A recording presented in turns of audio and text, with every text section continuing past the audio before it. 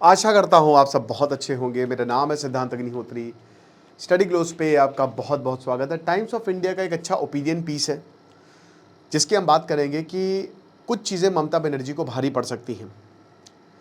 4 मई को रिजल्ट्स आएंगे। आसाम, बंगाल, सब कुछ पता लगूगा। वेस्ट बंगाल फोकस में होगा। 294 सीट्स हैं। किसने सोचा था कि BJP, Bharatiya Janata party waste Bengal में टक्कर देगी ममता बनर्जी को। हालांकि देखिए, हो सकता है ममता बनर्जी सुपड़ा साफ कर दे। हो सकता है 214 से के बाद 250 सीटें आ जाए उनको। हो सकता है उनको 50 सीट भी ना है, बीजेपी जीत जाए। हो सकता है लेफ्ट जीत जाए, हो सकता है कांग्रेस जीत जाए, कुछ भी हो सकता है। Anything can happen. अभी एग्जिट पोल्स आएंगे तब देख लेंगे। लेकिन दोस्तों, टक्कर है तगड़ी। इस बार बीजेपी ने पूरी जान लगा दी है। 1980s में जब बीजेपी को खाली 2 सीटें आई थी शुरुआत में, जनसंघ से जब अलग हुई थी वो, तब उसके बाद लोगों को लगता था कि नॉर्थ में ही रहेगी बीजेपी, बट उसने अपनी स्ट्रैटेजी को ब्रॉड किया। अभी केरल में इलेक्शन है, तमिलनाडु में इलेक्शन है। देखिए बात क्या होती है, बात ये होती है कि नैरेटिव प्लस वेलफेयर, 2 चीज़ों पे, प्लस डेवलपमेंट। लोगों के मुद्दे उठाइए, इलेक्शन जीतिए। सिंपल सा लॉजिक है। लोग इतना नहीं सोचते। बहुत कम लोग हैं जो बटे हुए दिखाई देंगे, बट ज़्यादातर लोगों को लगता है कि भाई हमारी रोजी रोटी चलती रहे और हमारे लिए जो डेवलपमेंट की बात करेगा उसको हम लेकर आएंगे। बट एक डर की राजनीति भी होती है कि नहीं? चलिए बात करते हैं। लेकिन एआई वीडियो क्रिएशन, आज आखिरी दिन है। एक फ्री ई बुक भी आपको इसमें मिलेगी, तो फटाक से कोर्स को अवेल करें, आपको बहुत ज़्यादा फायदा होगा। डिस्क्रिप्शन कमेंट बॉक्स में लिंक है। और आज से ये बैच शुरू हो रहा है। कल एक इंट्रो सेशन था जो सबके लिए था, पब्लिक था। तो बात इतनी सी है दोस्त कि यहाँ जो प्रॉब्लम्स हैं वो अब सामने आने लगी हैं। नरेंद्र मोदी रैली करते हैं, झालमुड़ी वाले के पास जाते हैं, घाट पर जाते हैं। नरेंद्र मोदी टीएमसी को धमकाते हुए दिखते हैं कि जितने भी टीएमसी गुंडे हैं सोच लो खत्म कर देंगे। इस बार जो सीएपीएफ की डिप्लॉयमेंट है भयानक है, भयानक। 2.5 लाख के करीब जवान वहाँ तैनात हैं।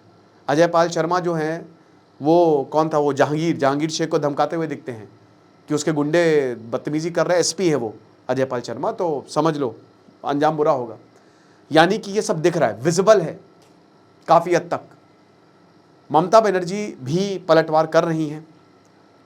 ममता बनर्जी भी बहुत कुछ बोल रही हैं। राजनीति तगड़े से चल रही है। बांग्लादेशियों पर, इलीगल इमाइग्रेंट्स, उनको छोड़ा नहीं जाएगा। इन सब पर इस बार वोटिंग हो रही है। और मैं पॉलिटिक्स आपको बंगाल के बारे में समझा चुका हूं, किस तरीके से चीजें बदलती हैं। कुछ जगह ऐसी हैं जहां पे 1-2% का मामला है। 1-2% से मार्जिन से बीजेपी आ सकती है या फिर टीएमसी आ सकती है।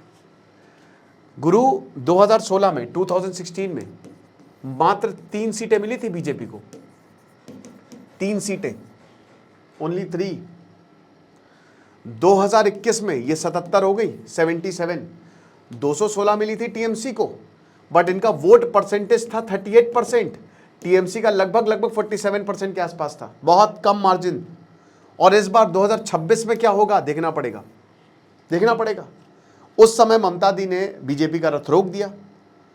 और उस समय ना एक ये भी था कि ममता दी को जिताना है चाहे जैसे भी हो जाए, क्योंकि बीजेपी जीतती जा रही थी, एक नैरेटिव बैटल बन गया था। बट इस बार चीजें बिल्कुल अलग है। जो आरजी कर रेप विक्टिम है थी, इनफैक्ट उनकी मदर, उनकी माताजी की आपने कैंपेनिंग देखी? आप देखिए, आप रो पड़ेंगे। उनकी माताजी की आप कैंपेनिंग देखिए, आपकी आंखों से आंसू निकलेंगे। वो जिन जिन घर पे जा रही है वो रो रहे हैं। पीएम मोदी ने उनको मंच दिया। और भाई आप देख, बहुत इमोशनल मूवमेंट था। ये है पॉलिटिक्स, और ये बंगाल में काम कर रही है। ममता बनर्जी बहुत लंबे समय से हैं, और अब ये साफ है कि वेलफेयर स्कीम्स या वेलफेयर पॉलिटिक्स उतनी काम नहीं आ रही है। सैचुरेशन पॉइंट आ गया है, सैचुरेशन पॉइंट आ चुका है। एंटी इनकम्बेंसी है, तगड़ी है 2011 से अभी तक।